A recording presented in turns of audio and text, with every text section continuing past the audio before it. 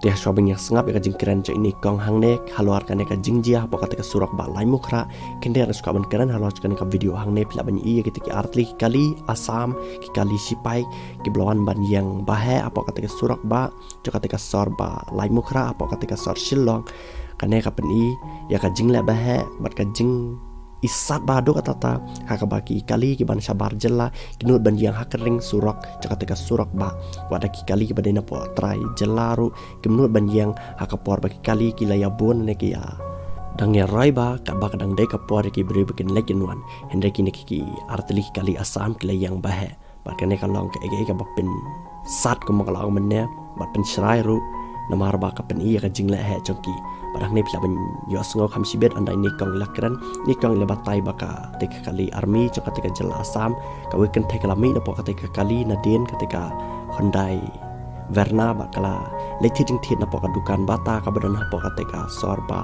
light mukra bat kita ki artli kali sipai ki haban ap ya kata ka kentai tak na ka dawa leti jing thit hende ka jing syak le deban pa ka jaka ka badai hende ki suyang ba he ba po ketika surak bat ap ba ya du bonan pai kata ka brek ba mi na po ketika kali kabadang liti jing tiyan na po kadukan bata.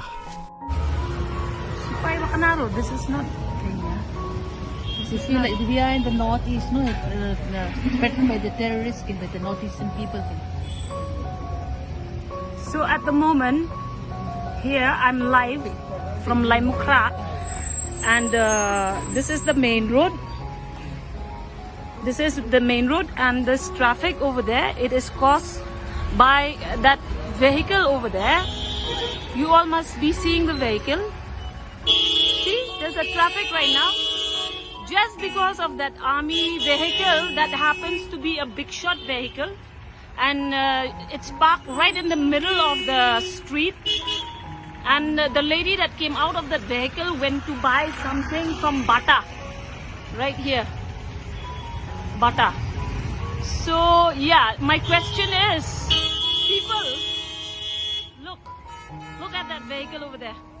It's an Assam vehicle.